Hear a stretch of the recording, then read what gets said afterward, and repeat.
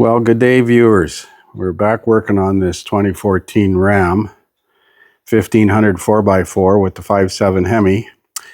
And I've secured a previously enjoyed ABS pump motor assembly with the module on it.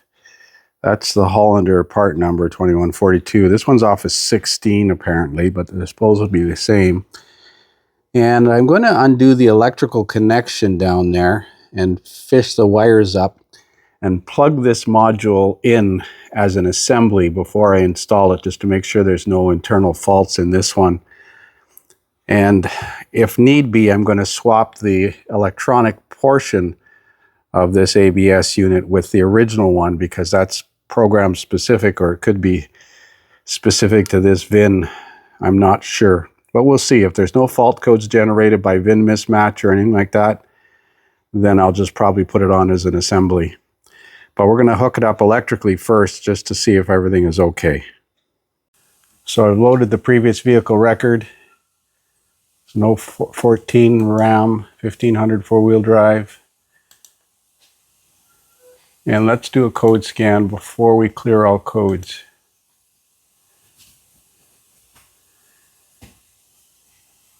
Okay, we still got the implausible data in the ECM.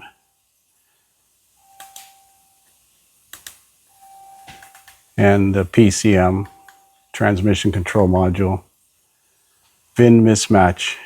So see, that's the code that I was worried about because of the module. Left front wheel speed sensor circuit open out of range, right front wheel speed sensor circuit open out of range. Those are codes from the vehicle that this came out of. Lost communication with body control module stored, lost communication with steering angle sensor stored, multi-axis sensor, internal electronic failure. I've got the module just plugged in and hanging on the harness inside the wheel well. Let's clear these codes. I'm sure the VIN mismatch code will not go away. And I could probably program it to the vehicle, but I'd rather not do that, because programming Chrysler vehicles is a pain in the you know what. Okay, so we're gonna look at data, make sure the brake pressure sensor data parameter is normal now. It was reading 3,171 or something like that before. It should be 0. Primary circuit pressure is 0 down here at the bottom. So we're going to go ahead and do the mechanical swap, but I'm going to swap over the electronic module, the original module, onto the replacement ABS hydraulic unit when I get it out. So I'm having to heat every line up to release it, but I got a chance to use my ratcheting crowfoot wrenches, and they actually work pretty nice, especially when the fitting is a little rusty around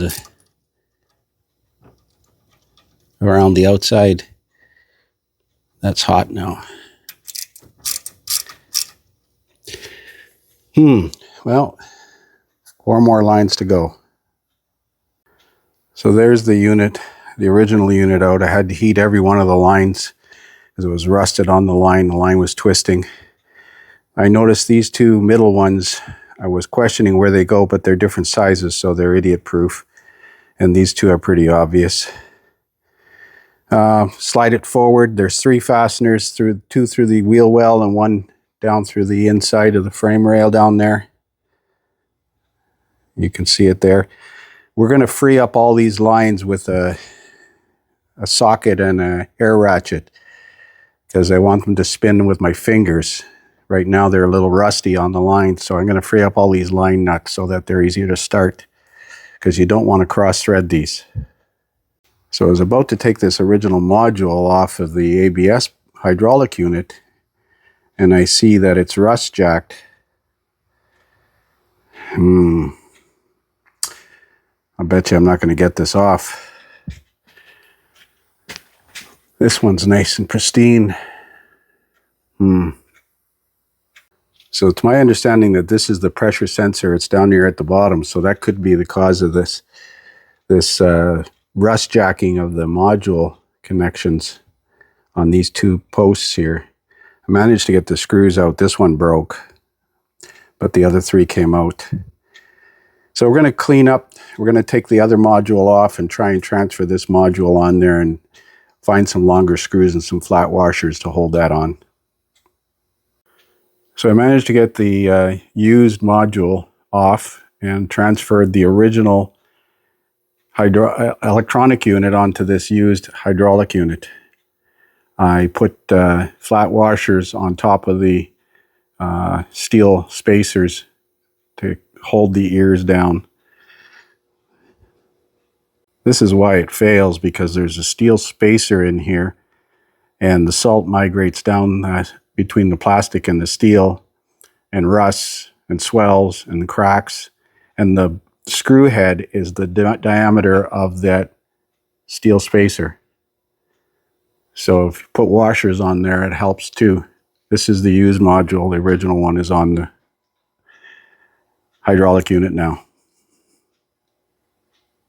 Well, there's the used assembly installed. I'm not gonna lie, those lines are a bitch, and you have to be ultra careful not to cross thread them, because it's very easy to cross thread in that aluminum block. They're all different sizes. These two middle lines can't be mixed up because of different size nuts, different size threads. They're all 12mm nuts. Even the two lines going to the rear or going out at the back there are different size threads, so you can't mix them up. I plugged it in. I reconnected the battery. All this time I had a brake pedal depressor holding the brake pedal down slightly so that the master cylinder wouldn't siphon dry. That usually works pretty good. So we're going to turn the key on and see what kind of codes we have now. Well, the primary circuit pressure now is okay. It's at 0 psi as it should be with the brake pedal not depressed. I still have to bleed the brakes hydraulically. Let's go read the codes. Okay, that's stored. See, these codes don't erase by disconnecting the battery. Clear codes. Yes.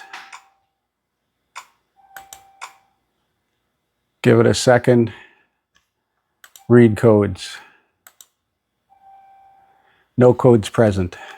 So now we hook up the bleeder ball and bleed the brakes, and then make sure we have no leaks. So the system's pressure bled with the bleeder ball. I like using the bleeder ball because it's a one-man operation. The bleed sequence is right rear, right front, left front. And I'm going to go into the ABS, check codes one more time. No codes. I want to see what that pressure shows when we step on the brakes. Brake pedal feels normal. I'm not going to take it off the hoist yet because I got to do an oil pan on it tomorrow.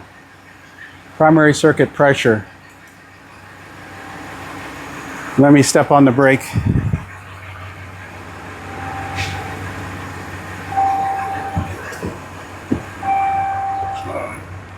Okay, applying the brake. Releasing the brake. Applying the brake, releasing the brake. Okay. No warning lights on the dash. So went up to 1,102 psi. Sensor calibration complete, passed. Initialization complete, passed. So we'll call this one fixed. Obviously I'll take it for a road test once I've done the oil pan tomorrow. Maybe I'll make a video on the oil pan.